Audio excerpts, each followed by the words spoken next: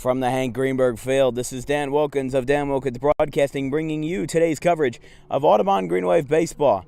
Here at home in the second of 4 games we'll be playing this week, we bring on the Sterling Silver Knights, who are sitting at 2-10 in 2022, winless in the Colonial Conference. By the way, if you have any questions or comments about today's broadcast, feel free to drop me a line at thedanwilkinsshow@gmail.com. Any serious sponsorship inquiries should also go to that email address. For Sterling, they had a very contentious start to the year.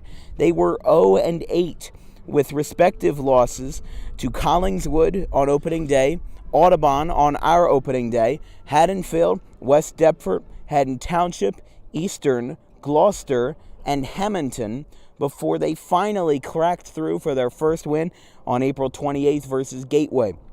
They then beat the Mastery Camden School on May 2nd, 11-4, but have since dropped their most recent 2 at Highland and versus Collingswood, as we have our coaches pass by us on the golf cart to the left of your screen. For the rest of Sterling's schedule in 2022, they only got a couple games left, maybe about a half dozen, between Haddon Heights, Salem, Haddon Heights again, Haddonfield, West Deptford, Bordentown, and Camden Tech to end the year. And let's be honest here, for Sterling, this is a big step back from what they were used to last year. They were sitting around 500 in 2021, and this 0-8 start was definitely very much not what Sterling was used to. So at least they've gotten 2 wins so far. Starting for them today is Anthony Gogulski, the freshman southpaw, who's posting a 5.51 ERA in his freshman year. And for the Phillies, for the Green Wave, Driscoll, who's got a 1.91 ERA this year in his starts. He's gone under the radar for many, but he really shouldn't be. He is a very deserving pitcher, and he goes out there and he does his work, even if he doesn't strike out a lot of guys. Only his 24 Ks this year, which is still a decent amount, but it's not like Gabe Cologne numbers or John Perosi numbers. It's right somewhere in the middle.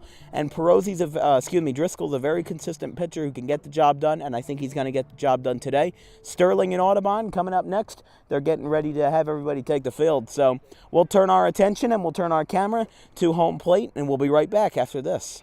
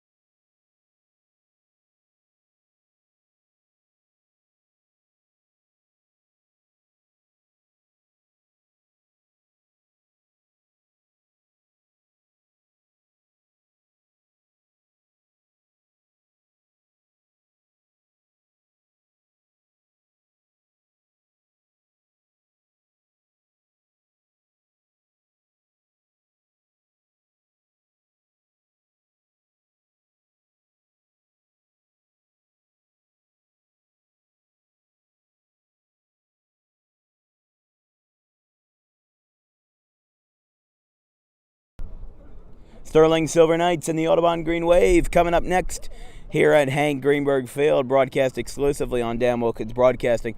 Let's take a look at the starting lineup for the Sterling Silver Knights, who are 2-10 in 2022, facing off against Sean Driscoll this afternoon. Batting leadoff and catching is the catcher, number 18, Brandon Williams. Playing right field and batting second is Tony Sanchez. Batting in left field and at the third position is Joey Lomas, the senior. At short and batting cleanup is Zach Reich. Batting fifth and playing first base is Ryan Chandler. Batting sixth and pitching is Anthony Gogulski. Batting seventh and playing second base is Christian Ruiz. Playing center field and batting eighth is Christian Valeriano. And playing third base is Evan Miller in the 9th spot. Sean Driscoll takes the hill against the Silver Knights, going into this one with a 1.91 ERA, 21 strikeouts in 32 innings pitched for Sean, the senior, this year. And not every day do you see a catcher batting leadoff, but sometimes in the days of high school baseball, it makes sense if the catcher's got the right stuff. The first pitch of the ball game is out and away for a ball, and it is 1-0 to Brandon Williams, and we are underway. Down in the dirt, Zimmer smothers it, and it's 2-0. Beautiful weather here at first pitch, 73 degrees, with low humidity, wind blowing out to right at 15 miles per hour. The weather is going to be great all of this week, as I had said before, as there's a ground ball tapped to second and to throw to first by Pinckney, who usually is not at second base, but because of the current situation today, he's having a rare start at the second base position, and there is one away for Tony Sanchez, the right fielder. Yeah, we're going to be having good weather all this week. 70 degrees and mostly cloudy tomorrow, and then cloudy for the most part, and 72 degrees on Thursday when Audubon goes to Haddonfield on the road tripping as we call it, for the fourth and final of 4 games to be played in a row. And this is going to be a trying time for the Green Wave. Not every baseball team out of high school plays 4 games in a row. Yes, professional baseball and collegiate baseball, yes. But in high school baseball, there's usually a couple days in between games. By the way, it's a 2-0 count to Tony Sanchez. There's just no way that, you can consistently play 4 games a week and be your best self. So there's a little looper in the center, but Massey makes the catch on a hop, and there's 2 away. This brings up Joey Lomas. And especially since Timber Creek, Audubon's opponent tomorrow afternoon, scheduled for 3:30 p.m., just under an hour after the Audubon 8th period bells ring. Timber Creek, they're a Group 4 school, so it'll be a test of the Green Wave's pure ability, just like it was versus Kingsway in the championship of the Ralph Shaw. And, looking back at the Green Wave record, that one is a ball. It is 1-1. The Green Wave have 5 losses this year. They're 12-5. They had 1 loss versus Kingsway in the Ralph Shaw tournament, 1 loss versus Haddonfield, and then 3 losses in Myrtle Beach. So Audubon has only had 2 losses outside of the Myrtle Beach spring break trip. They lost to a team out of upstate New York and another team out of, I believe, at least 2 out of North Carolina and another one out of South Carolina. They face tough competition. The 2-2 pitch outside, and the count is full to Joey Lomas, the left.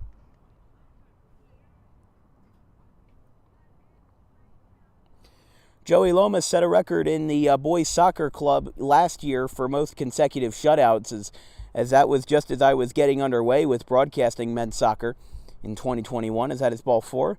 Lomas will go to first base, and this brings up the cleanup man, Zach Reich, the shortstop. Reich, a sophomore, batting .281 here in 2021. And from the pitcher's mound, he's got a 9.65 ERA and 12 1/3. As that one is lined down the right field line, but foul. Just over our mobile. 2 extra base hits, both of them doubles for the shortstop Reich. He's 9 for 32 with 6 RBIs and a slugging percentage of .344, according to NJ.com. As there's a pop-up. Look at Sean Driscoll going all out for it, but that one will go foul past the Audubon dugout.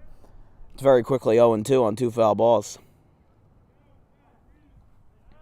If you missed yesterday, Audubon had a close one versus Paulsboro up until the very end. It was 2-1 for the longest time. It was 2-0, and then it was 2-1, thanks to an error by Driscoll. But then Audubon jumped out for 5 runs in the 5th inning, then another insurance run in the 6th, and the final was 8-1. And there's strike 3. So Driscoll sets down Mr. Zach Reich, and the side is retired. His first strikeout of the evening. And we go to the bottom of the 1st. No score here from Hank Greenberg Field.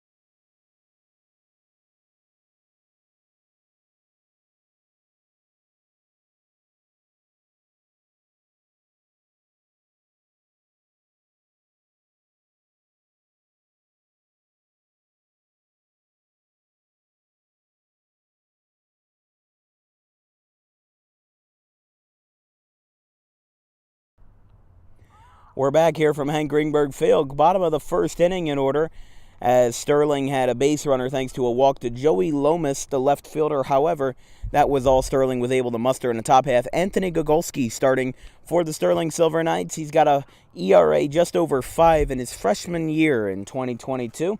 With that, let's take a look at the Green Wave starting lineup. Batting leadoff and playing center field is Xavier Massey.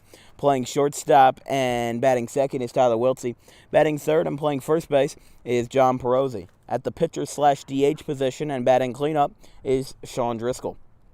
Playing second base, a bit of a rarity, and batting fifth is Isaiah Pinckney. Batting sixth and playing third base is Scott Lynch. Catching and batting seventh is Ryan Zimmer. Batting eighth and playing in the left field spot is Charlie Grady, and batting in ninth and playing right is Zach Beebe. Anthony Gogulski is ready to go versus Xavier Massey, and the first pitch from the southpaw is down and in, 1-0. Gogulski lost his cap, probably due to the stiff wind.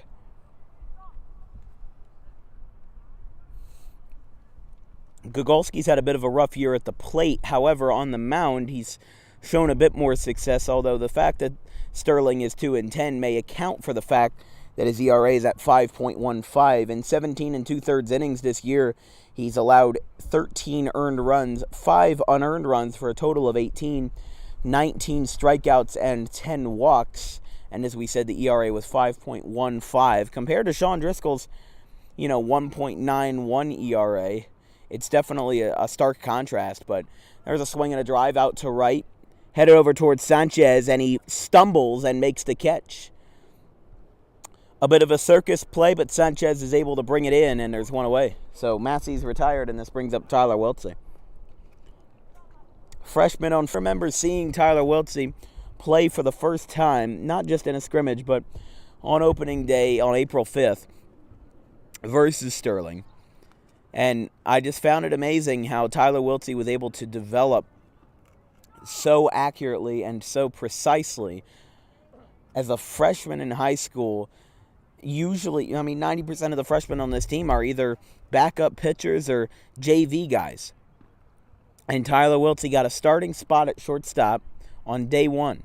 Now, the middle infield did take a step back this year. I'm not saying in a quality step back. I'm saying because, guys like Matt Huckaluck and Jordan Fowler graduated. As there's a swing and a pop-up, right field side, and that one is caught out there by Ruiz, and there's 2 away. This brings up John Perozzi after 2 very quick outs from Gogulski.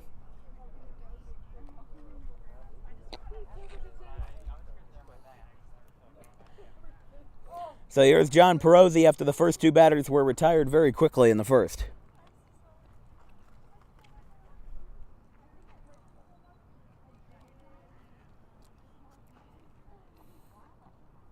John Perozzi committed to Stockton University as the first pitch is up and away upstairs at 1-0. Perozzi continuing his tear of the baseball in 2022, a .411 batting average, 23 for 56 with a home run against Kings Christian on April 14th. And the 1-0 was a swing and a foul back to the tarp that just tipped off of the catcher Williams' glove, and it is 1-1 to Perozzi. Not many batters have the skill set that Perozzi does and keep such a high batting average, and also keep such just a high level of emotion and I would say, control, but also passion for the game. That too. You know, when we spoke to Perozzi yesterday, we had to make our interview quick because he had to go lift. He didn't have to do that, but he chose to do that. You know, he always just is one of the most grinding players you will see. Ground ball to short. Throw across the diamond is past Chandler, and he will go to second base.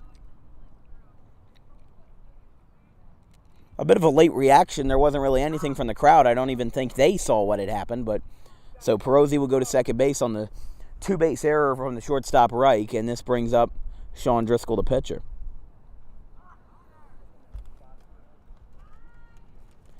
Not exactly sure where Sean is committed. I know his older brother, Pat Driscoll, plays wide receiver for Sacred Heart University, which I believe is Division II. But, like, I'd say better Division II, you know, not like basement dweller.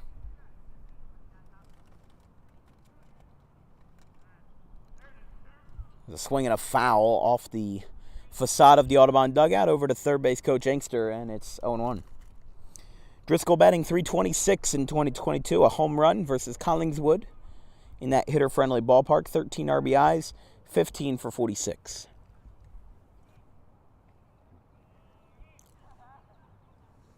In the dirt, Perozzi's going to third base.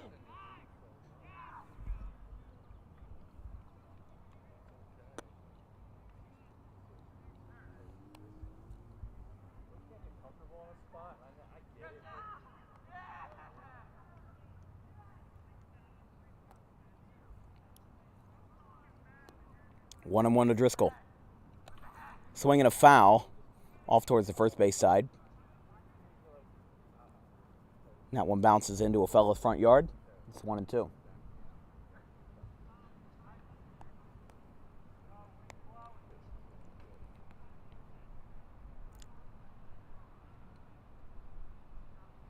There's a swing and a fly ball. Wynn's going to keep that one in, though. Running in is Lomas, and it is a foul ball. Lands towards somebody's lawn chair down there.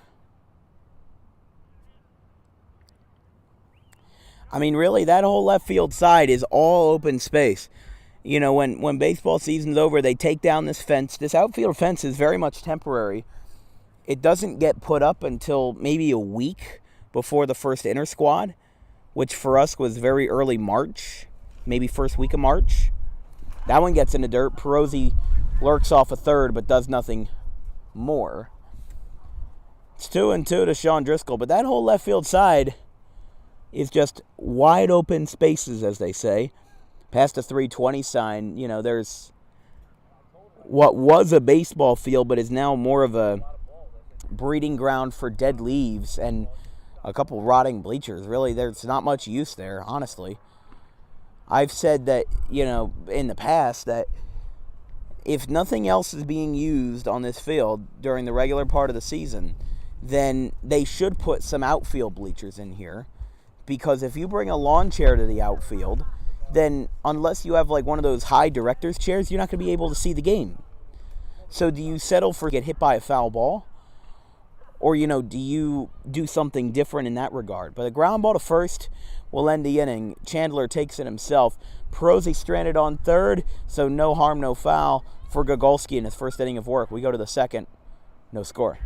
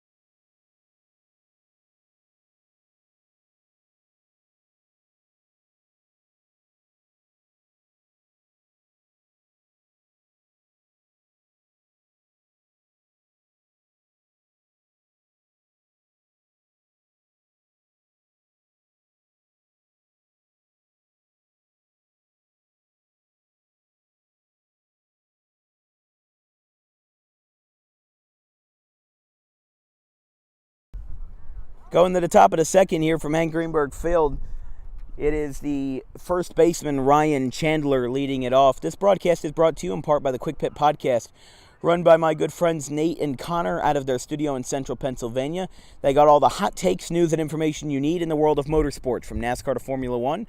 Of course, there was the doubleheader this weekend at the Miami Grand Prix, where Max Verstappen won, and also Darlington, where Joey Logano gave William Byron the dump and run, if you will, in the throwback weekend to give him the first win of 2022, besides the Busch Clash.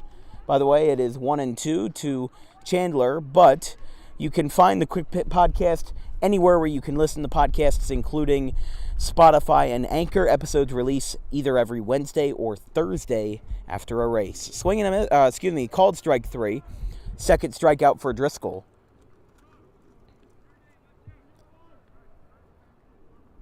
Brings up Anthony Gogulski.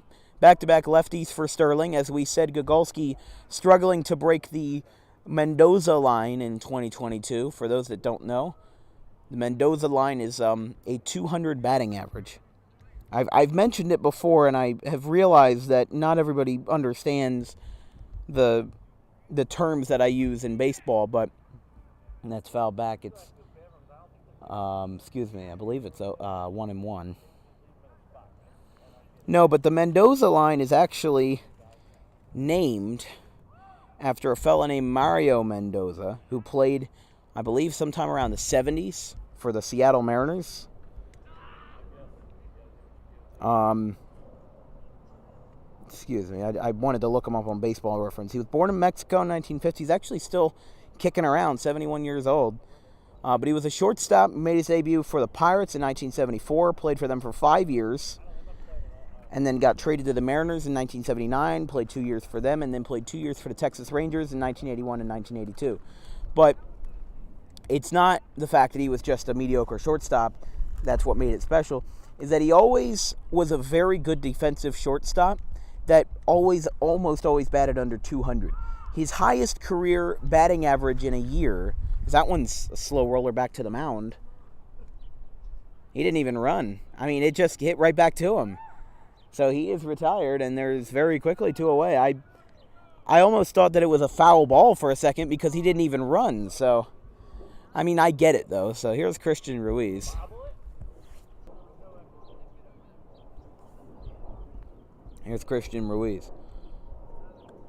But the highest career average he had in a season was 245 in 1980. His last year was Seattle.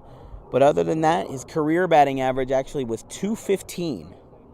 His on-base percentage, not much better, at 245. The umpires are now going to meet up the first base line, so we'll hold that thought for now.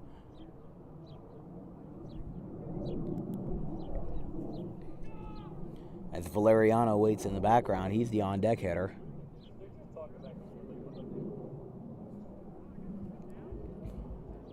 Yeah, after further review, they did call him out.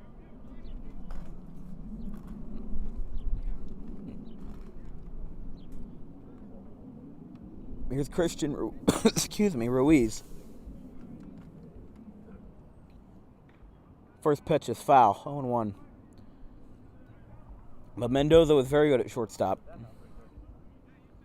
And I don't know why it is named after him, but his wins above replacement level was negative 2.7, so besides his defense, he didn't really do much else.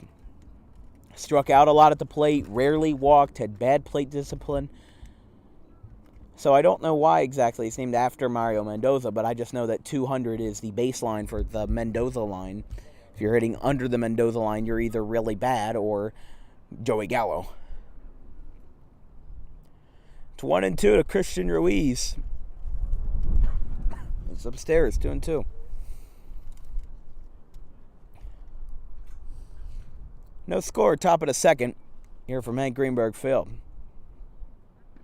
Strike 3. No? Yes. Took him a second for the delayed call, and the side is retired. We go to the bottom of the second, no score.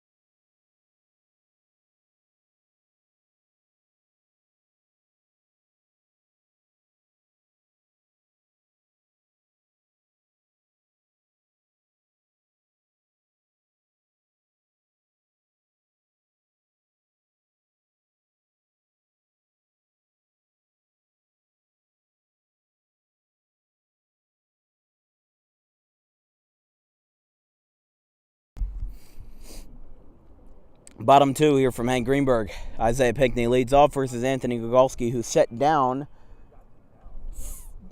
the first four batters, at least so far. The only blemish was a walk, I believe.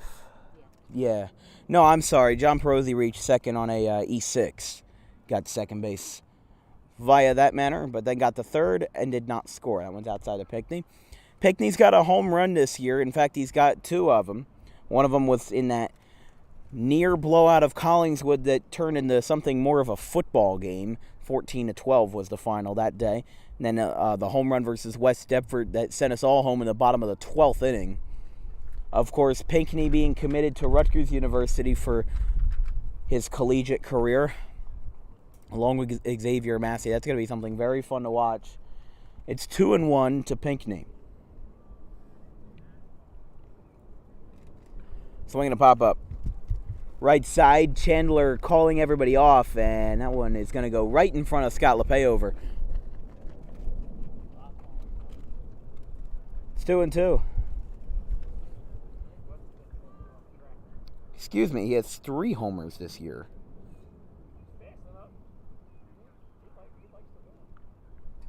Alrighty, homered versus Haddon Heights, too. I always forget about that one. I'm thinking, did he homer in Myrtle Beach? And I didn't look at the stats closely enough, but no. In that 9-1 victory, he had a homer. That one's outside.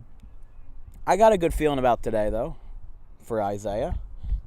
He's due. It's not called the kiss of death. It's called calling your shot. They can't hear me. No. There's a swing and a fly ball to center field. Going back on it is Valeriano, and I was about 5 feet away from being owed $1 million.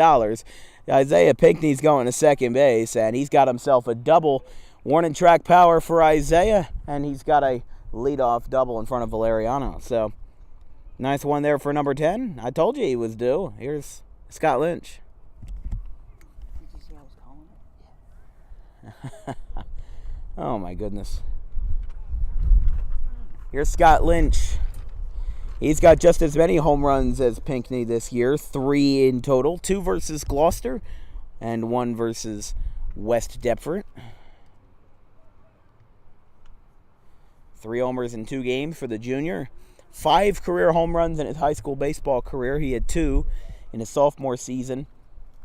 Down for the, I believe the team was called the Eagles or something, out of St. Petersburg, Florida.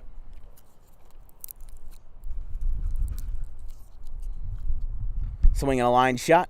Fair. In the left, a base hit going for Lomas.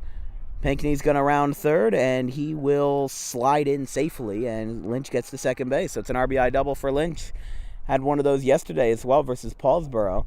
And it's 1-0 Green Wave, bottom 2 rather. This brings up Ryan Zimmer. I still think Zimmer's going to homer at least once this year, because he's got the power. He's had always something go against him. He's had, the wind blowing in, or he just, hit it at a pitcher-friendly ballpark, that kind of shebang. But He's a freshman, right? Sophomore. Zimmer. First pitch from Gogulski is outside. Williams has to stretch a good bit for that. It's 1-0. But Audubon's been taking some heat as of lately, or I should say they've been giving off some heat as of late. They have absolutely just been lights out, as that's a foul ball to the apparatus, and it's 1-2. The scoreboard says 1-1 on my side, so.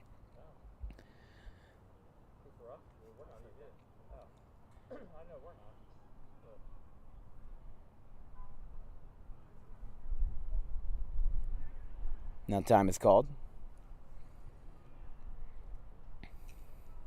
No, but Zimmer's got the power. He hits it a lot to the opposite field or to center. He doesn't really pull the ball a whole lot. It's 2-1. Yes, it is 2-1 to Zimmer. Runner on second, nobody out. Bottom of the second here from Hank Greenberg, a 1-0 Green Wave lead. But, Audubon's been catching some fire lately. 6 straight wins for them. haven't lost since they came back from from Myrtle Beach. And they've mercy ruled 3 of their last 6. One versus Gloucester, one, I believe, Haddon Heights with one, and then one versus Washington Township. So, yeah, that's 3. Not in any particular order, but the 2-2 as Gogulski steps off. Timber Creek tomorrow in the Timber Creek High School at Sicklerville. And at Haddonfield on Thursday. And upstairs, and it's a full count to Zimmer.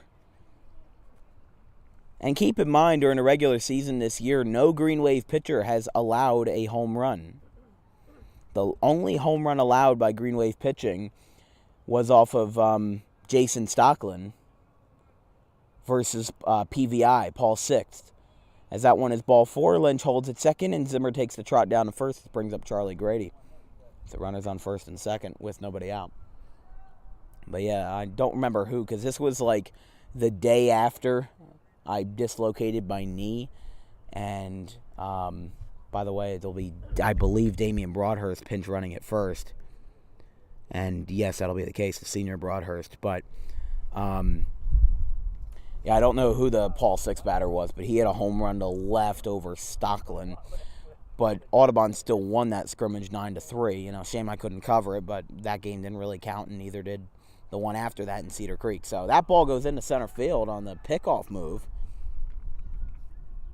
Went to Valeriano. That could have been a lot of damage, but Lynch was already sliding head first into second base, so he didn't have the time to get up, pivot, and go to third. So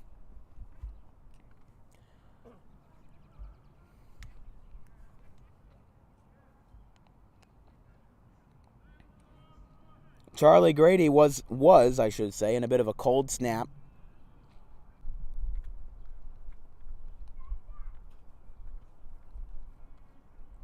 Beautiful day here in Audubon. Got the sun shining.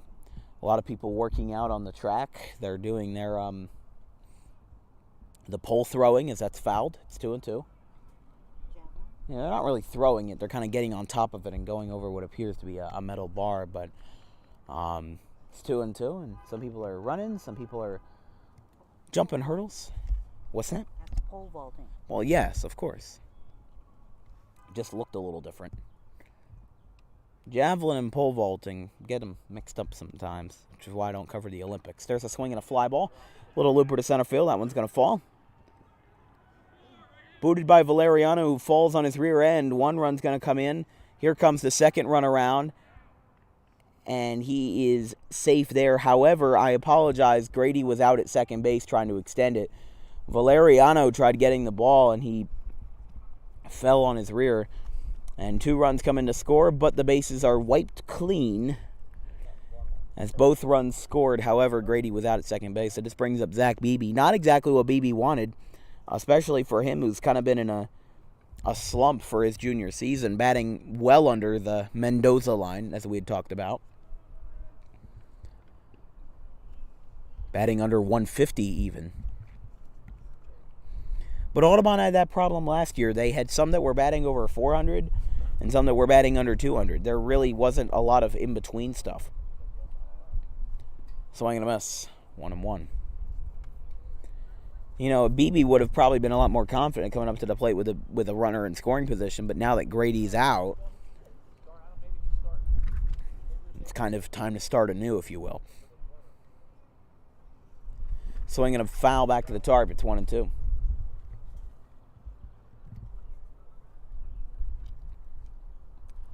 I mean, it was a bit chaotic yesterday when there were like 3 music sources bumping at once.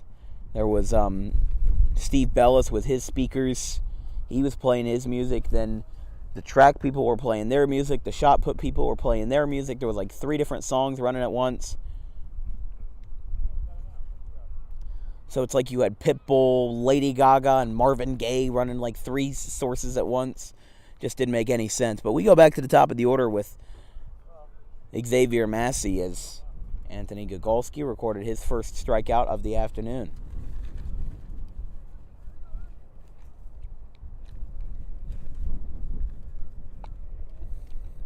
3-0 Green Wave on a 2-run single by Charlie Grady, but he was out extending his hit to a double, and Scott Lynch put the first run on the board.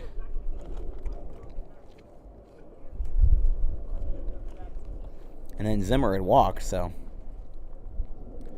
good inning for him. It's 0-1 to Xavier Massey, who had said that he would have a double in his next at bat. He told me that in the second inning. How truthful that is, I do not know. 1-1 to Massey.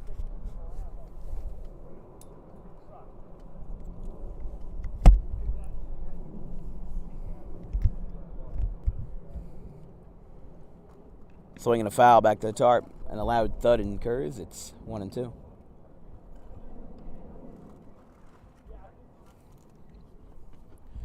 Looks like some of the ladies were doing box jumping, which I can't do that with my bad knee, unfortunately. I've tried it a couple times, Planet Fitness or whatever. And it's 1-2 to Massey. And the pitch 2 away, bottom 2, as that's a breaking ball outside, 2-2. It's going to be interesting playing Haddonfield. Those are Audubon, Haddon Heights, and Haddonfield. They are some of the most consistent teams. It's also some of the biggest rivalry. True. I mean, they're right around the corner. As there's a strike 3 call. The side is retired. We go to the third, 3-0 Green Wave.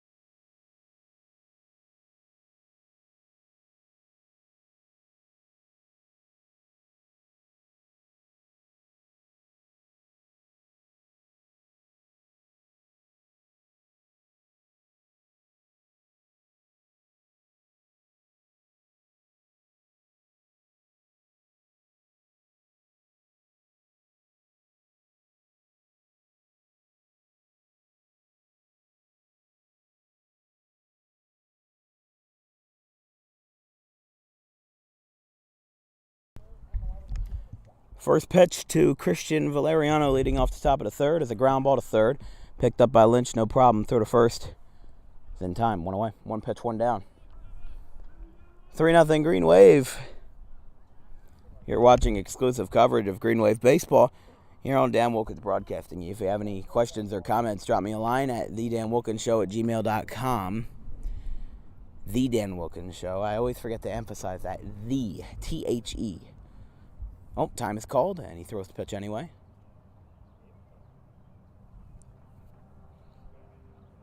Evan Miller is the batter. And,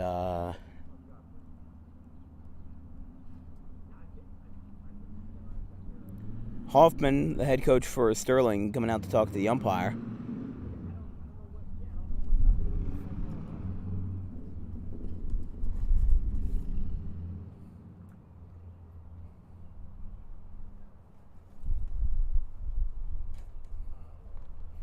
This may be a scoring dispute.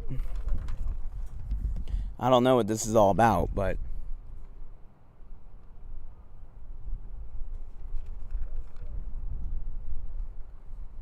looks like they will go back to business. So now the actual first pitch to Evan Miller is a ball, 1-0. Like I said, Any questions or comments, go to thedanwilkinshow@gmail.com. Also, any serious sponsorship inquiries should also go to that email. Thank you very much, and thank you for your support, of Dan Wilkins Broadcasting. The 2-0 is a strike. It's 2-1.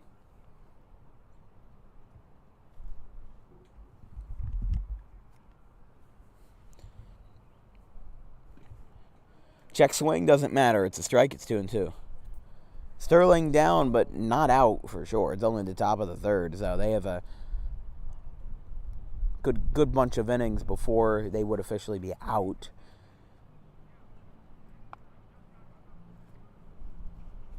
It's 3-2.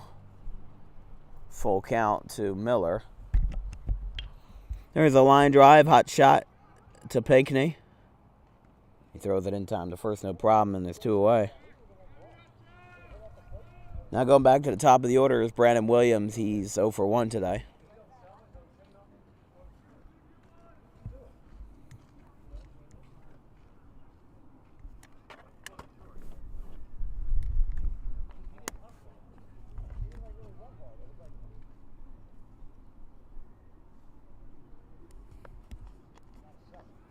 Swing and a miss, hefty hack from Williams. It's 0-1.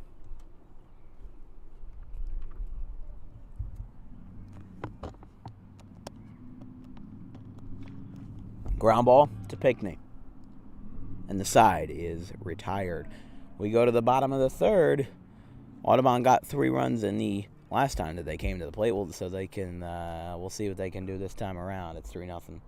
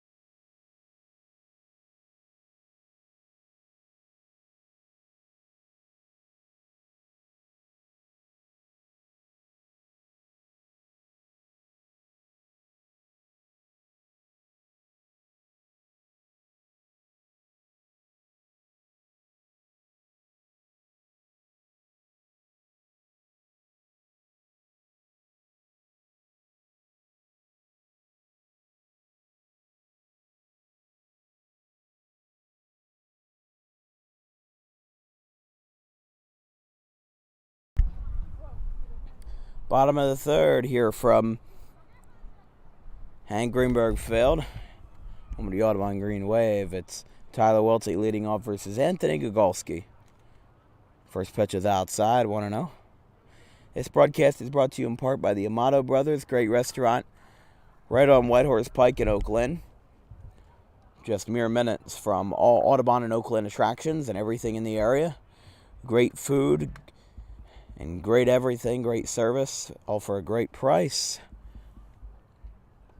Right next to the Dunkin' Donuts and the Aunt Birchin, you can find Amato Brothers. We thank them for supporting Dan Wilkins Broadcasting. It's high and away to Tyler Welty. It's 3-0.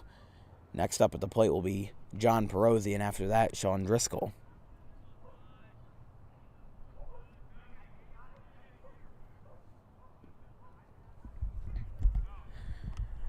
Phillies won last night, 9-0. Beat the Seattle Mariners out at T-Mobile Park on the West Coast in Seattle. As there's a swing and a high fly in the left, going back is Lomas. He camps under it. He's got a can of corn, and there's one away. Phillies have a 3-game set versus Seattle. Make sure you set your clocks tonight as the game starts at 9:40 p.m. And after the series with Seattle, they play a 4-game set at Chavez Ravine, also known as Dodger Stadium, before coming back home for a set versus the Padres and Dodgers for 7 games. So 7 away, 7 home. There's a strike to John Perosi, and it's 0-1. And those games versus the Dodgers are going to start a half hour after what Seattle starts at, so 10:10 p.m. Game's not going to be over until well after midnight, so if you're that passionate about this team, then maybe stay up a little longer. But Ranger Suarez threw 6 shutout innings. James Norwood got the last 3. 3 outs, that is. 0-2, and Perosi flails on strike 3. Throw back to first is high and in time. 2 away. Here's Sean Driscoll. A late call there, but it counts the same.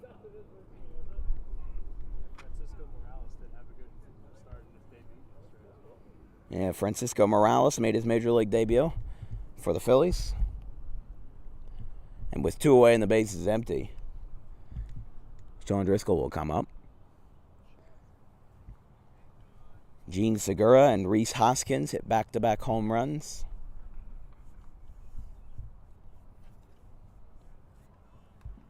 First shutout for the Phillies all year. They have been shut out against them 3 times. There's a line drive off of the shortstop, who throws it wide again, and that one will go out of play. That's 2 errors for the shortstop, Zach Reich, both sending the runner to second base. I mean, it was a tough play in its own right. It took a bad bounce, but he was able to smother it and keep it to himself. And then the ball just sailed past the first baseman, Ryan Chandler. So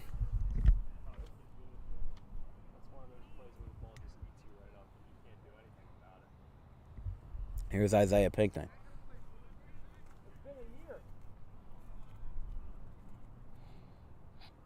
So 2 errors in 3 innings for Reich, both worth 2 bases.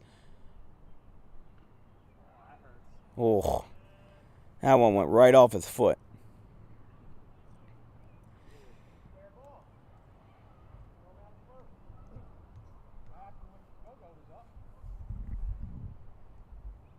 Running at second base is Charlie Copsetta, as Gogulski and his catcher Brandon Williams will meet.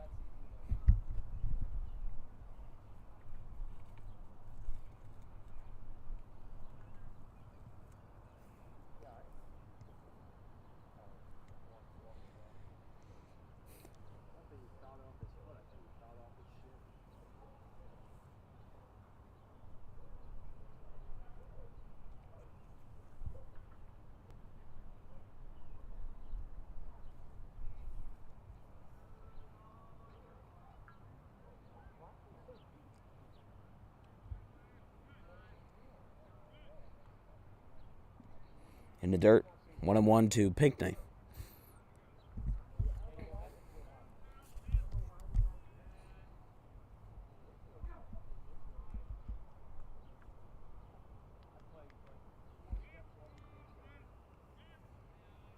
In the dirt, 2-1.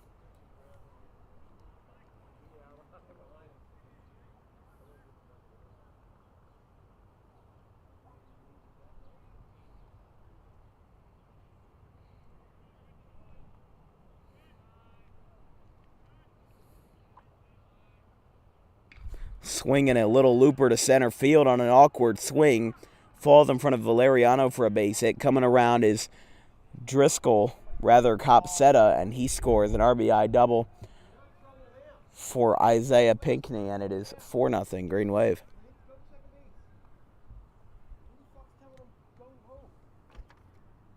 Here's Scott Lynch.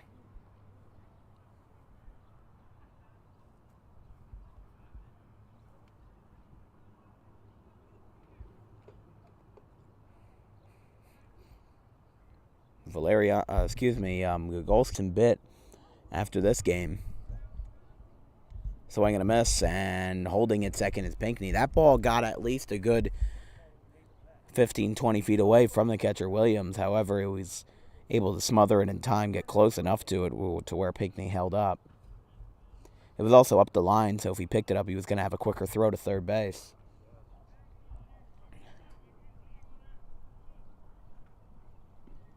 Breaking ball taken for a strike. It's 0-2. 2 strikes, 2 outs, and a runner on second base, and a 4-0 Green Wave lead over the Sterling Silver Knights. Here from Hank Greenberg Field on Dan Wilkins Broadcasting.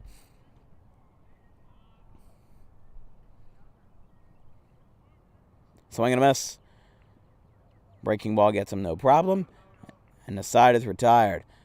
Gogulski gives up another run. However, Sterling will go back to bat in the top of the fourth. 4-1, Green Wave lead.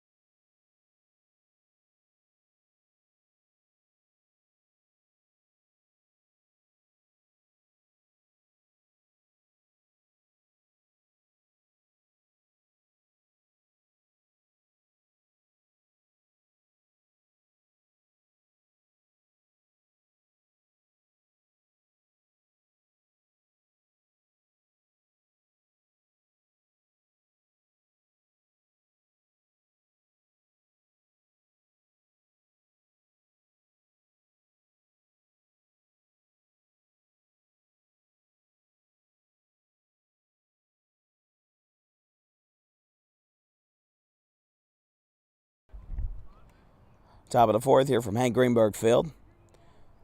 Sean Driscoll working fast versus Sterling in a 4-0 Green Wave lead. They scored 1 in the bottom half of the third.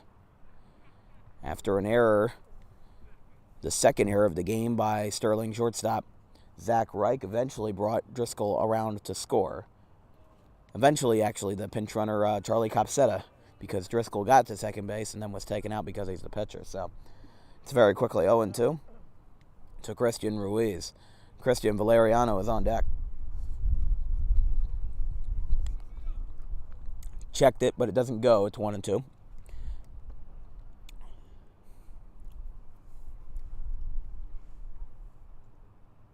Upstairs, Ruiz holds back. And it's 2-2.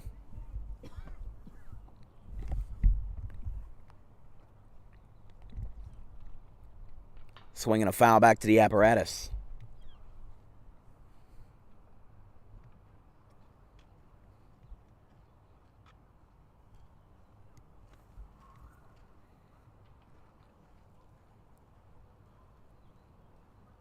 Like we said, next broadcast of Green Wave Baseball will be tomorrow, 3:30 p.m. from Timber Creek High School in Sicklerville. And we're always looking for more sponsors to fill those gaps. So send me an email at thedanwilkinsshow@gmail.com. I'm always checking it almost every day. So love seeing the feedback that I get from parents, from players, from coaches.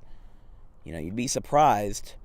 I do actually get a decent bit of emails from people, and I like reading them. You know, I like responding to people, engaging in friendly conversation, because that's what I like to do. And you know, and this is just an extension of my aspirations as a sportscaster. There's strike 3 on a breaking ball to Ruiz. Excuse me, there's one away. And I do, apologize if my voice does not sound normal. I've been battling a head cold for maybe just over a week. You heard it in the games last week, and then it broke, and then it came back. So it's not even a headache or anything else. Now it's just a wet cough and a raspy voice. So I know it's not Corona. We tested. yeah, well, twice. Yeah, so it's outside, and it's called a strike. It's 0-2. So I mean, hey, I try to work through it. Swinging a fly ball to Reich. BB running. And that is a foul ball. BB keeps losing his hat. Look at that. He needs a much smaller hat to fit that large head of hair. A fan over here said he got 2019 Harper. I mean, half the team does. These are high school ball players. It's like they got a 1 foot just clump of hair in the back of their head. It's high school players from the 70s with the hippie look. Yeah. All you need is round sunglasses and a Woodstock shirt, and we might as well all just be living in 1970. Honorary coach Janis Joplin. It's 1-2. To Valeriano. And there's a strike. Another strikeout for Driscoll. He's been going to the curveball a lot more than he usually does. And there's 2 away. Here's Evan Miller. I was going to mention something about the vertical break on the curveball, and then I realized nobody's going to understand what I mean by that, by all sense of the word. So, first pitch is a ball. When I went to Tropicana Field in Tampa Bay, I went there for Memorial Day weekend of 2021. Of course, as a freshman, I was all virtual in 2021. So, if I wanted to go somewhere, or if we wanted to go somewhere, well, bring the Chromebook with you, bring your folders with you, and boom, you got virtual classroom right there in your Hilton Inn. But it's 1-1 to Miller. But they had all these sabermetrics on the outer rings of the video board or whatever. Like at Citizens Bank Park, you have those very small rectangular video boards that show statistics and show off sponsors. Well, what the Rays had was for every pitch, they must have had some sort of fancy camera system on the at the ballpark that showed Y-axis and X-axis break of pitches. That's the 2-2. It's a swing and a miss. Goes back to the backstop. Zimmer's throw to first is in time by a step or two, and the side is retired. So we'll continue that when we get back. We go to the bottom of the fourth, 4-0 Green Wave here from Hank Greenberg.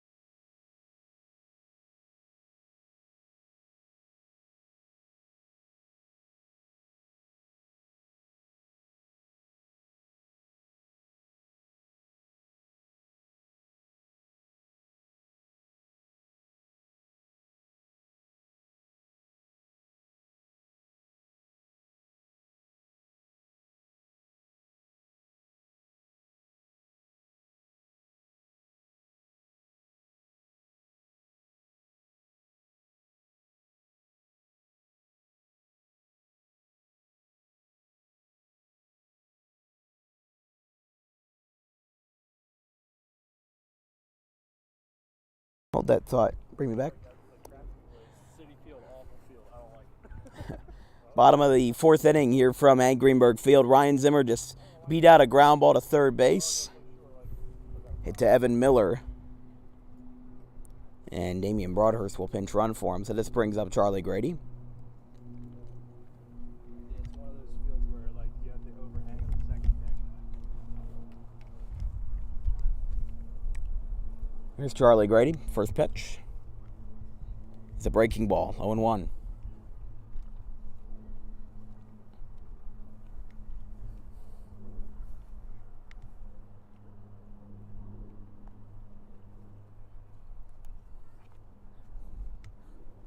Charlie Grady had a 2-run single back in the second inning. However, he was cut down going to second. And speaking of going to second, Damien Broadhurst has just stolen second base in the most unorthodox way.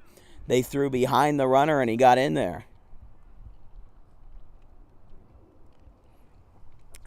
How about that? That was very smooth from Damien Broadhurst.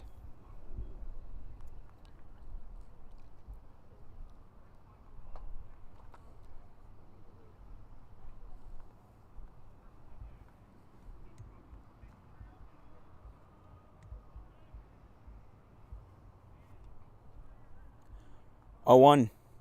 Up and away. 1-1. By the way, runner on second and nobody out here in the bottom of the fourth.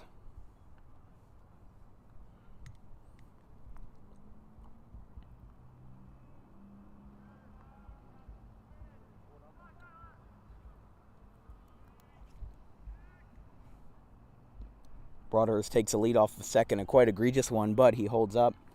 It's 2-1 to Grady.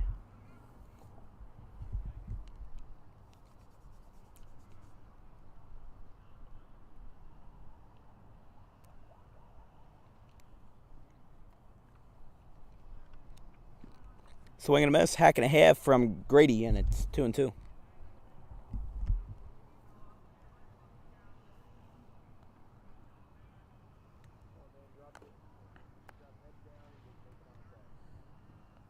you hear Ohtani his first slam? Yeah, Shohei Ohtani. Took him a long time, but he finally got his first career grand slam.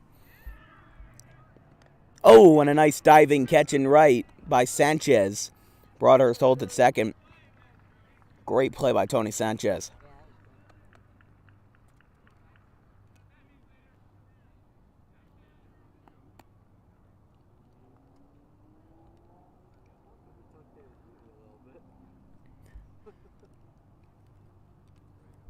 Here's Zach Beebe.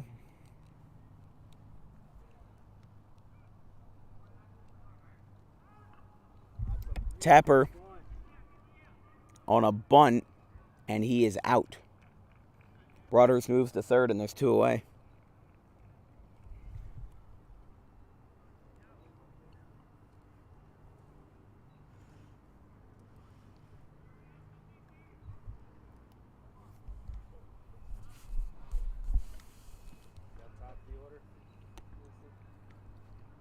Xavier Massey leads off, not leads off, but gets back to the top of the order with 2 away. Damien Broadhurst on third. Audubon leads by 4 over the Sterling Silver Knights. Liner in the left. That one falls for a base hit, so run scores, it's 5-0.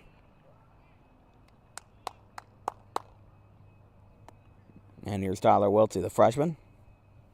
Audubon scored at least 1 in the last 3 innings straight, 3 in the second, 1 in the third, and 1 in the fourth as well.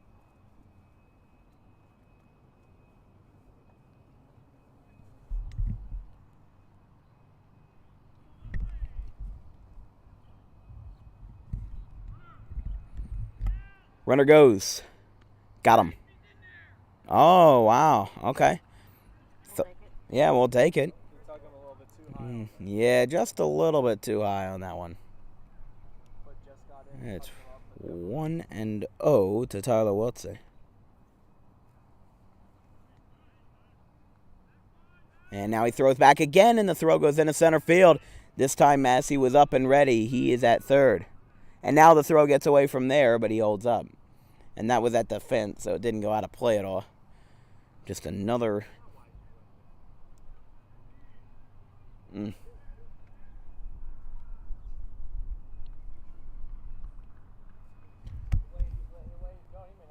play Thursday. 1-0 to Wiltsey with now a runner on 3rd and 2 down. Swing and a pop-up. First base side, Chandler going over. And that one falls. Yo, if you're hurt, just go down.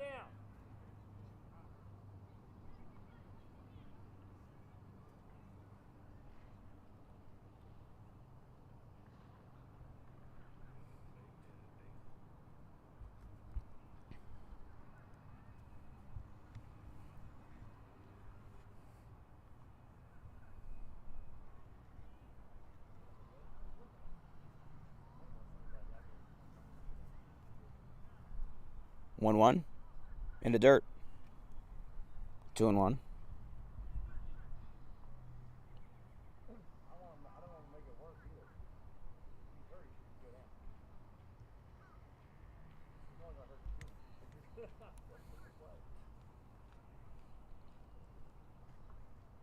Outside, 3-1. If the inning were to continue, John Perosi will be the next batter.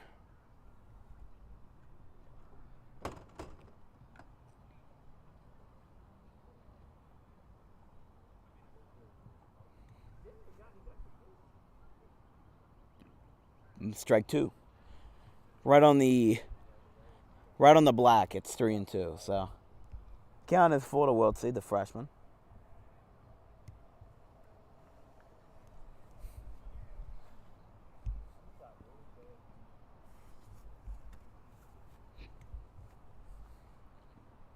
Swinging a pop up again, same spot, and this one goes right over the cart of Carbone and Lepeover. 3-2, 2 away to Tyler Wiltsey.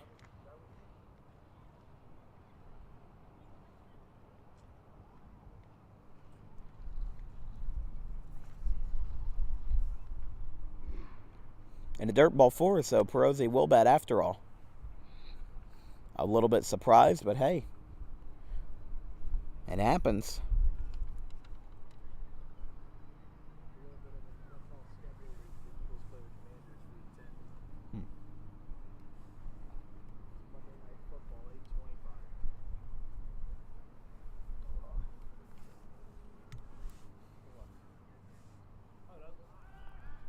Throw back to first, nothing doing. Come on, get more off that bag at third. Throws it over to first base again, busts down the line. Lead the ball. First pitch, runners. Oh, he threw behind him again. Now this is going to be a sticky situation because Chandler never let go of the ball, because if he did, Massey was going to bust it down the line and he was going to score. So, He's got a set of wheels, too. and he had nowhere to go. He just started going, and you either get Wiltsey out or you allow Massey to score, and I don't think either was going to happen. So he just almost defensive indifference, if you will, which you don't see too much in high school baseball. You should ask him in between pitches, because he doesn't want to put pressure on his ankles, so I don't know what the hell his problem is. It's 1-0. The dirt. Williams traps it. It's 2-0. Oh. Yeah, because I think when he tried to throw to second, I don't know if the kid hit his ankle's already hurt. So I don't know. He got it safe. Trainer, he was supposed to. Swinging a line shot foul as everybody scrambled for their life. I think Gabe Cologne might have had a near heart attack in the dugout there. He was up and moving. He was not having any of that. It's 2-1. Is that Cologne? Yeah, it is in the gray Myrtle Beach hoodie right there. Yeah, there he is. He's not getting away scot-free on that one with the 50 zoom camera. Not happening. 2-1. Swinging a fly ball to right. This will split the two outfielders. However, it'll be playable for Valeriano, and this side is retired. Green Wave get another home. It's 5-0 going to the 5th.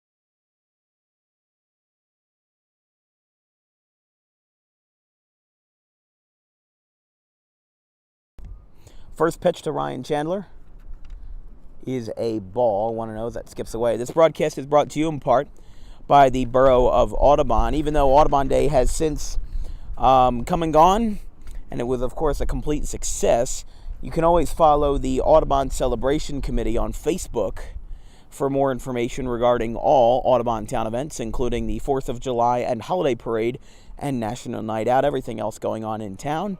You can always go to the Audubon Celebration Committee on Facebook for more information. It's 2-1 to the first baseman, Ryan Chandler. He was the opening day starter, and warming up in the bullpen for Sterling is Austin Allen. Throw to first is in time, an easy 2-3 play. Although, honestly, that throw was a little bit offline. That kind of scared me for a second. But as we said, Austin Allen warming up in the bullpen for Sterling. He's got a blue-colored jersey on, which I have been told by Chris Hoffman that he is a junior varsity player that has come up for varsity for this set of games. As it's 0-1 to the pitcher Gogulski, who is down 5 in the 5th.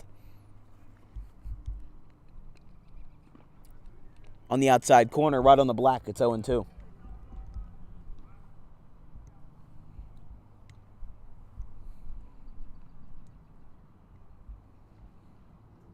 Outside, 1-2.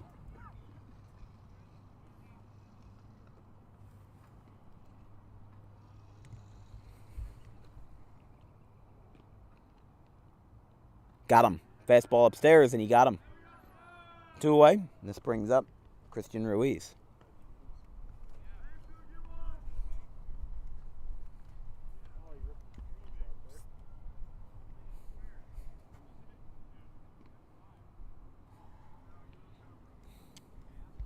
Here's Ruiz, hitless today for Sterling. There's a strike.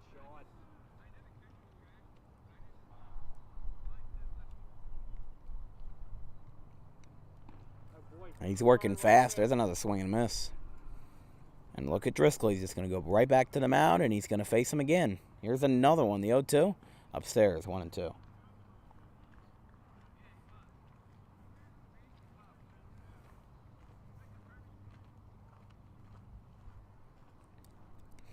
In the dirt, 2-2.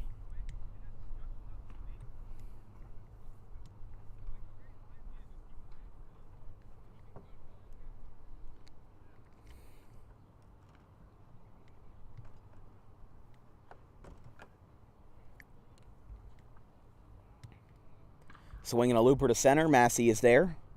Inning over. We go to the bottom of the 5th. 5-0 Green Wave.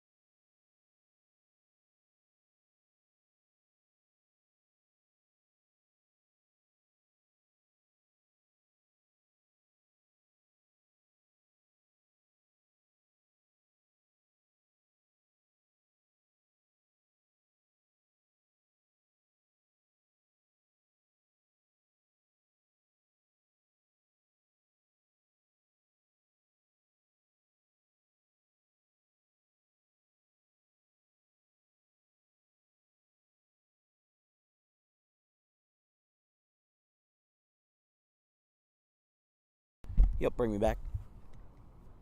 All I can see is a lot of goose eggs. From Hank Greenberg Field.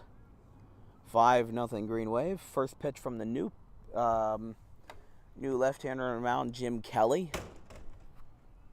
His first pitch is a ball, 1-0.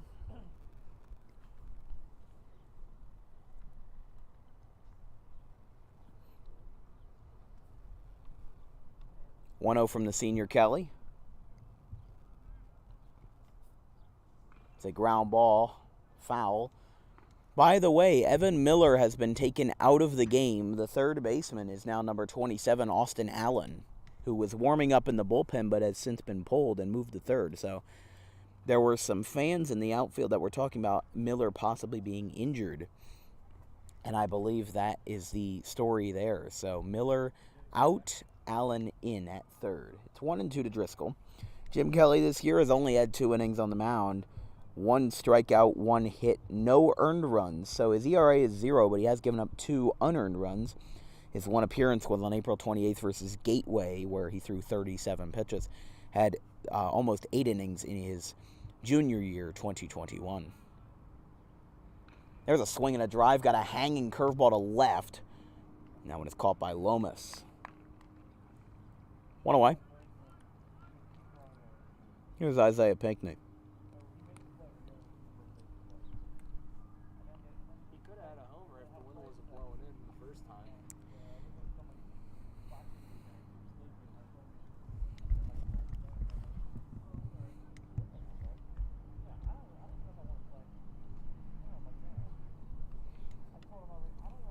I've always said the dimensions of this ballpark are very perplexing. It's 320 down the line.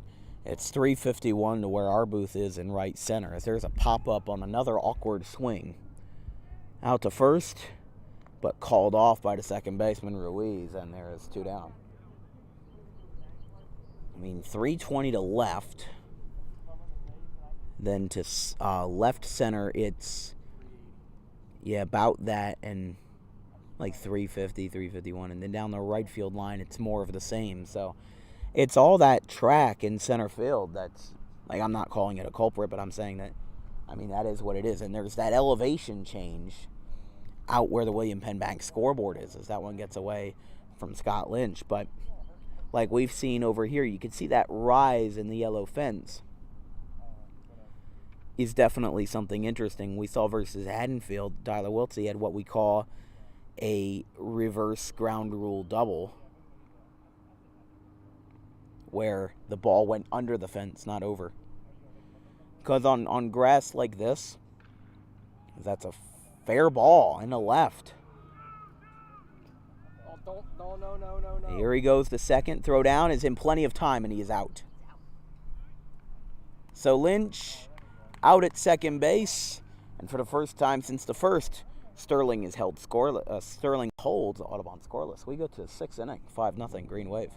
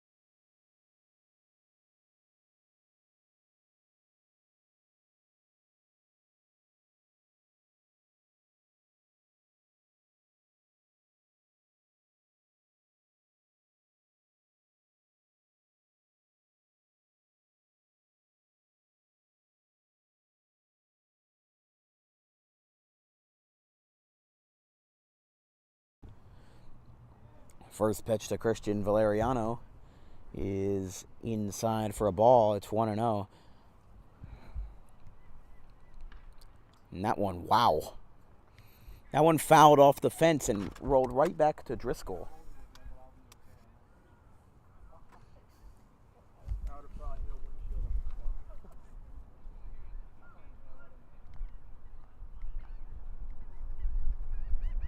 Down and away. As the Seagulls are out, I didn't know we were playing in Wildwood. It sounds weird hearing those in New Jersey, because you always, you drop your car off in the parking lot in front of the Wildwood Convention Center, and then you're like swarmed by seagulls. It's weird seeing them up here. It's 3-2. They were swirling all around the area above us. Watch the ground ball to short, throw to first. He's not in time. He's in there. Infield single for Valeriano as the tall fella pushes one out. And now it will be Austin Allen, the third baseman coming up from junior varsity. By the way, outside of the confines, we have a pitcher warming up. I've never seen somebody warming up on the sidewalk in front of the stadium. Probably a little safer. Probably. First pitch to Allen is a strike. See if we can get his jersey number. I can't really see it. Looks like it's number 12. 21, you see? Yeah. Ground ball foul by Allen. We got 21 and the catcher's number 15. Looks like he might be another JV. Well, Allen came up from JV, which is why he has the blue Sterling jersey on instead of the gray jersey. Even Sterling wore their gray uniforms at home. In fact, Allen isn't even listed on NJ.com, so I don't really have anything else to say about him. Must have been some late substitutions, and he was the man. As he strikes out versus Driscoll, continues to rack up the strikeout, and there's one away with a runner on first, back to the top of the order for the catcher, Brandon Williams, who's 0 for 2 today.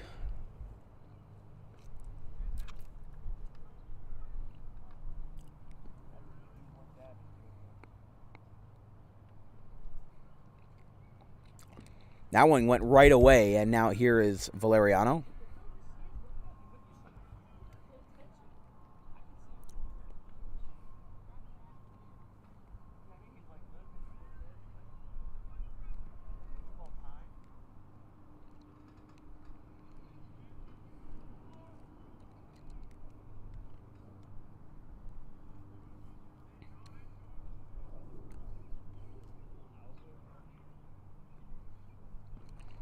He shows bunt, but nothing doing there. It is 1-2, I believe. No, excuse me, 1-1. Unless they update the scoreboard while I'm talking, and therefore make me a liar. Strike 2 on a breaking ball.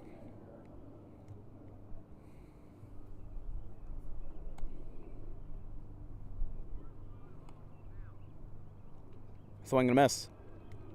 And there's another strikeout. Now it brings up Sanchez, who made a good diving catch a couple innings ago.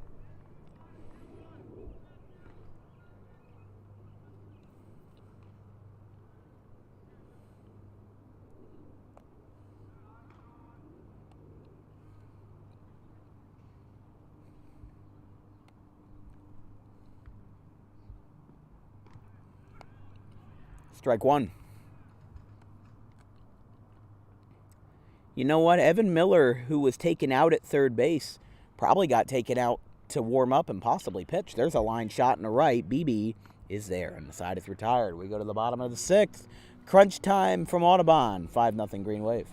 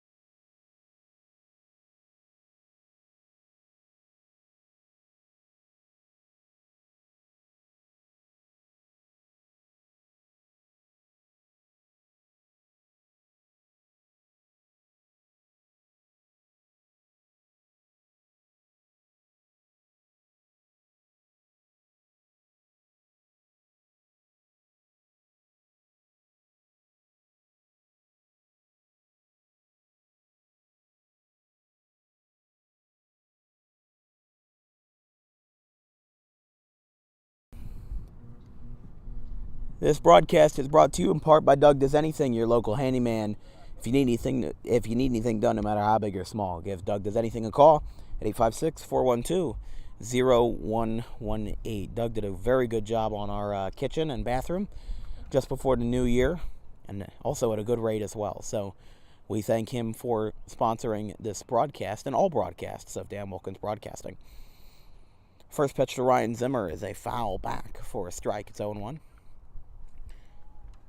2 more games this week for the Green Wave. Tomorrow at 3:30 in Timber Creek at Timber Creek High School in Sicklerville.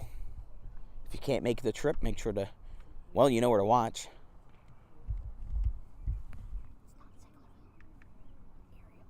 Oh, I was told it was in Sicklerville, but apparently it's in Uriel. I mean, I guess those two are close enough to each other, so. Yeah, use your GPS. Or if you don't want to go to the game, well, you know where to watch. Right, good self-plug. The 0-2 from Kelly to Zimmer is in the dirt. Goes back to the chain link fence. It's 1-2.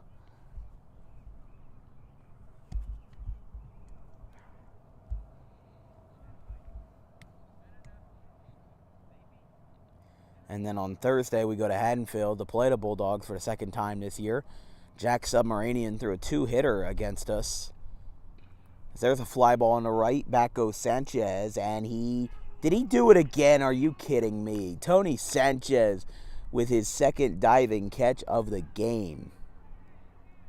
As there is one away.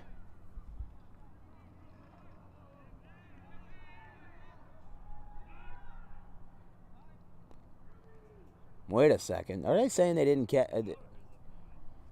Is he out or is he not? I don't. Zimmer, I mean, my camera might have been a little high, but they have Zimmer on first base. They're calling it a trap. Oh, are you kidding me?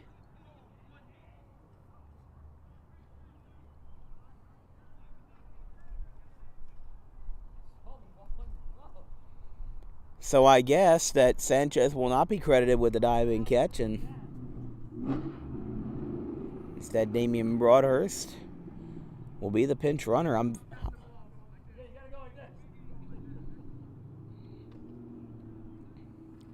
So I guess, all right. I mean, you take a base runner when you can get it, but I felt like that was, yeah, man on first and nobody out. Broadhurst scrambles back to first. The camera was just above him as he caught it, so I can't do a replay. Yeah, my apologies for that. Just He did get it. They're saying he might have trapped it. Still a heck of an effort. Very good effort considering that he had diving catch of a similar sort earlier today as a throw down to second base. Oh, it hit him. It goes into center field. Believe that. It hit Damien right somewhere. It looks like he's just brushing it off, though, so he steals second. And it's a 1-0 count to Charlie Grady, the junior left fielder.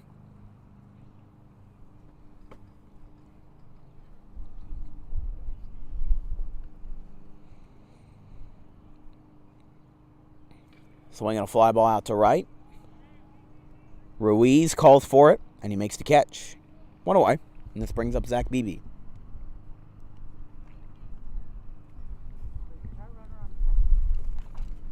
So Broadhurst holds at second with one away.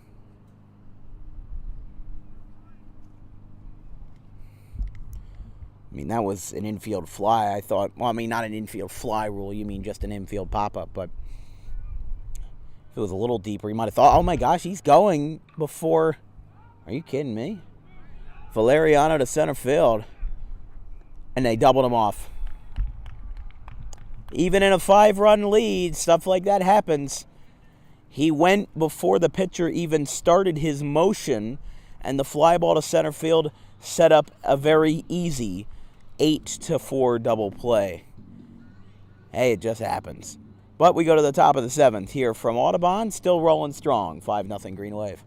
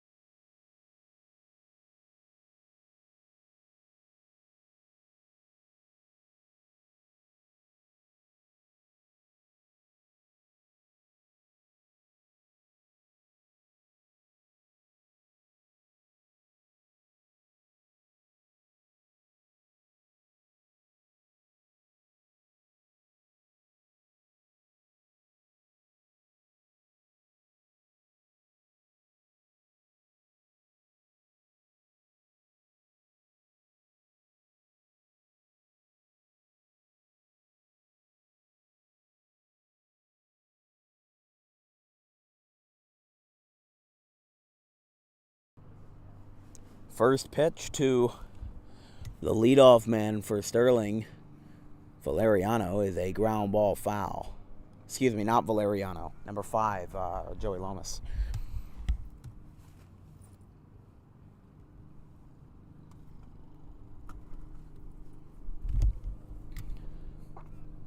Driscoll looking to go all the way, as there is a breaking ball for a strike. It's 1-2. If the Green Wave win this one, it would be their 7th straight win. They haven't lost a game since their Myrtle Beach spring break trip. It's 1-2 to Lomas, the left fielder for Sterling.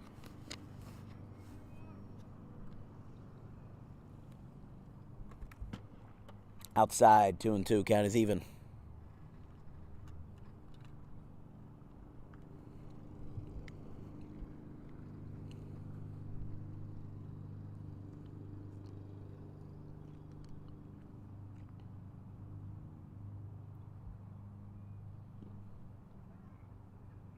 And he is retired, so. Excuse me. Goes down to first base. Must have lost track of the count, or they did, but Lomas will go to first base, and here is Zach Reich, who's been charged with 2 errors today from the shortstop position, and it's 1-0. 0 outs. Still getting just started in the top of the 7th.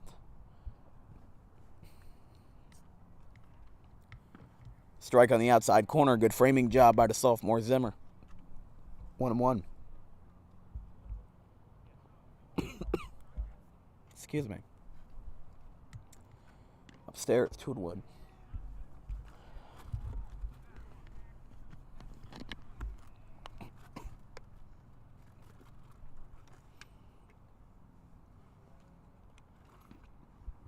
And there's a strike, 2-2.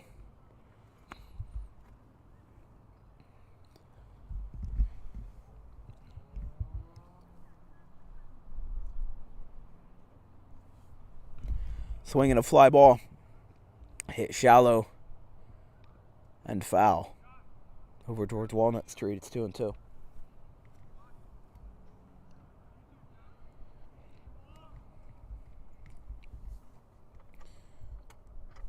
Another one foul.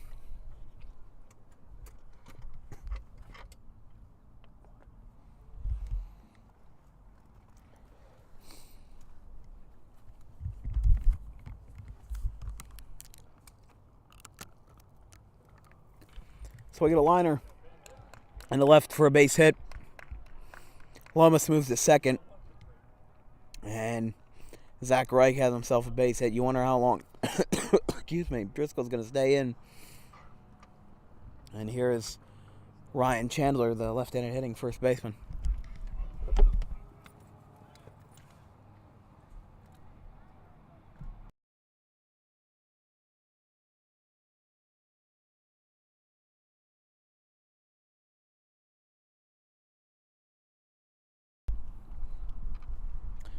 Ryan Chandler bats, and running at first for Zach Reich will be, I can't tell who that is. Not yet, at least. It's number 24. That would be Tim Edis. First pitch to Chandler is inside.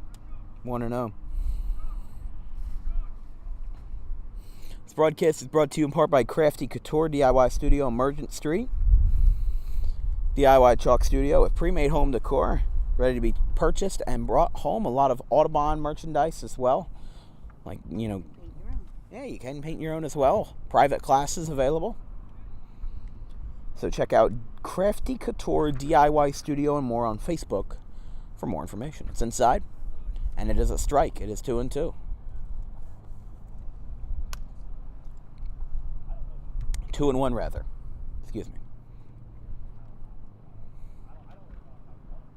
Swinging a little looper over the head of Wiltsey for a base hit. And the bases are loaded. And Anthony Gogulski is batting. And even though he's, number 4. Okay, Jim Kelly will bat. which may be a silver lining. Kelly's batting .250 in 2022, which is actually higher than Gogulski, but he's also had less at bat. So Pinckney with a quick word of advice to Sean Driscoll. They want him to complete the game, but that's no guarantee.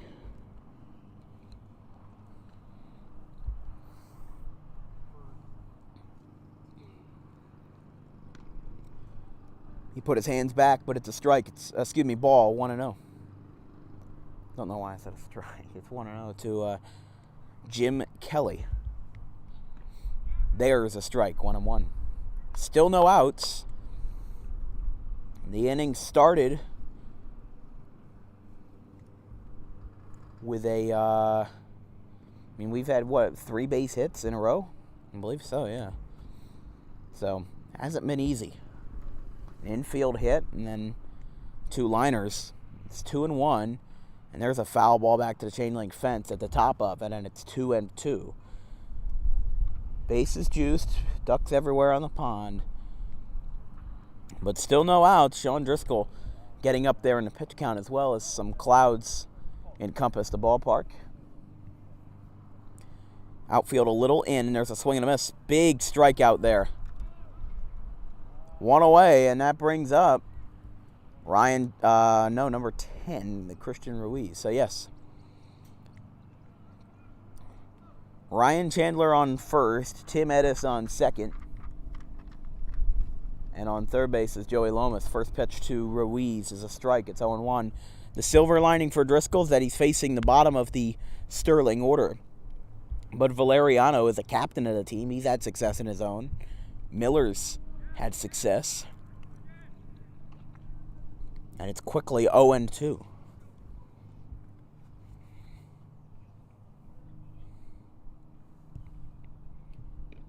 Inside, and it's strike 3. Punches him out at home plate. 2 away. Driscoll's back in the rhythm.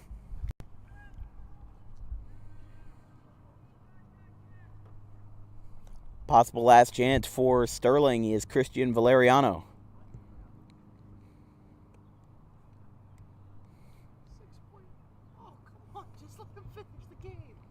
Oh, here we go. No. Oh, my gosh. He just struck out 2. He might have hit a pitch count limit. So they will have a 1-out save. And is it? Damien Broadhurst is going to try to close it out. This would be his first pitching appearance of the year. I don't know if something's wrong with Driscoll or what, but if we can, we're going to try to get him for the player of the game. We'll take a quick break. 5-0 Green Wave. Damien Broadhurst, his first pitching appearance of 2022.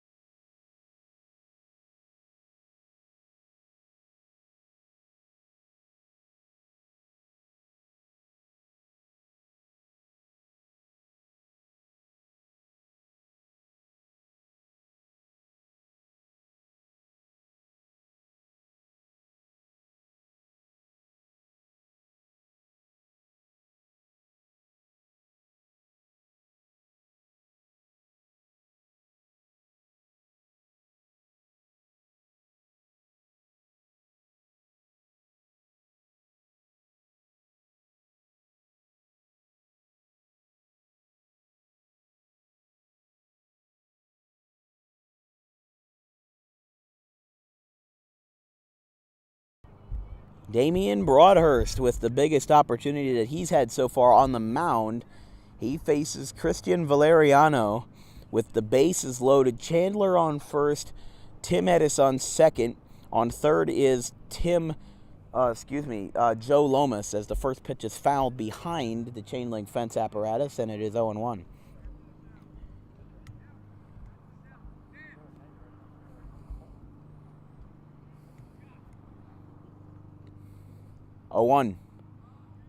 Oh, that one went behind the batter. Back to the backstop.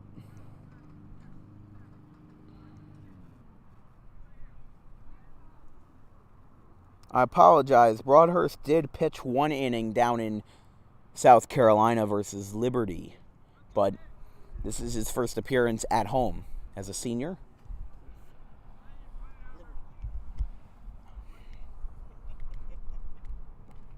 Two and one. That's inside.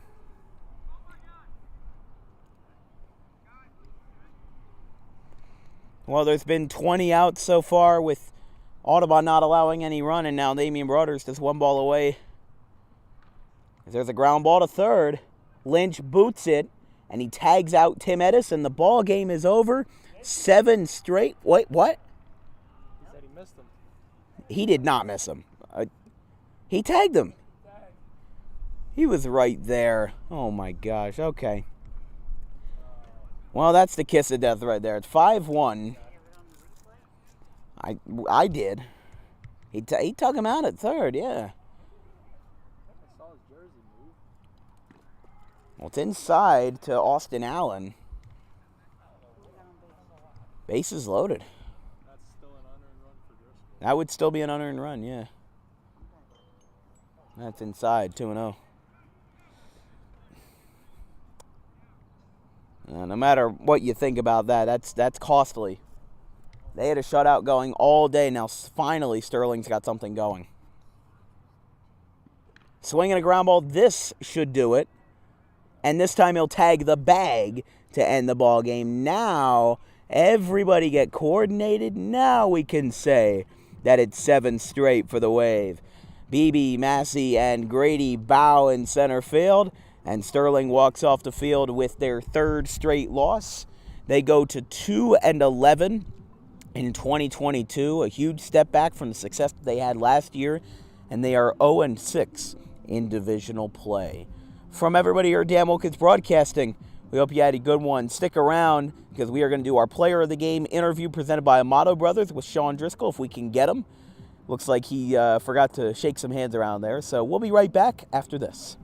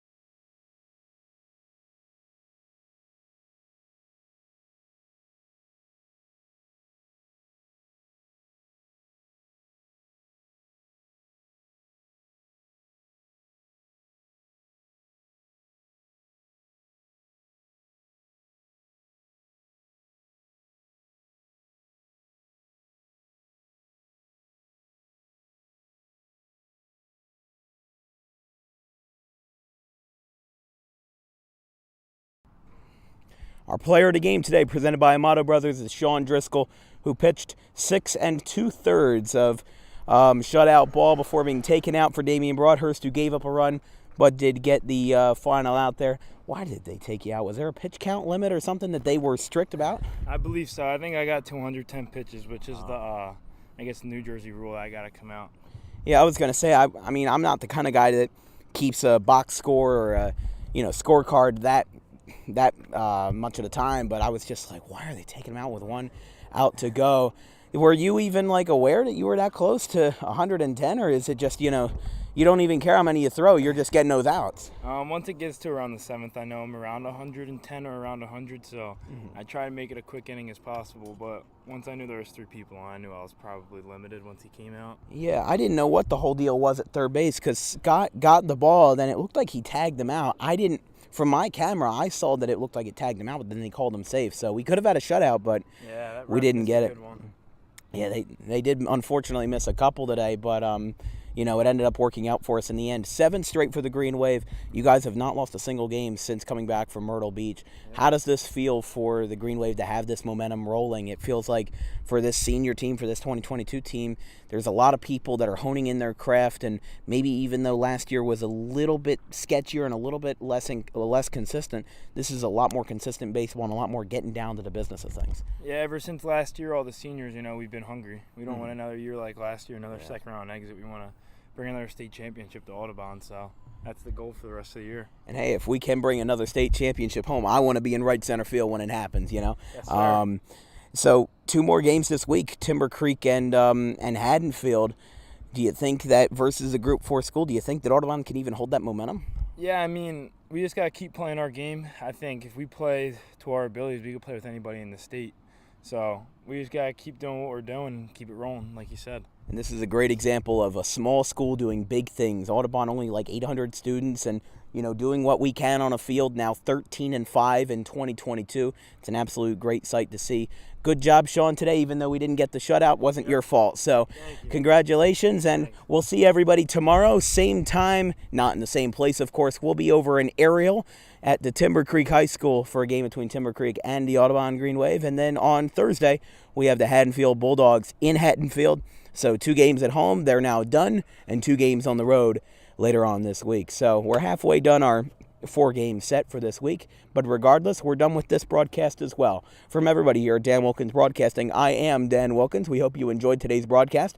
We'll see you at 3:30 p.m. tomorrow in Ariel. We'll see you then.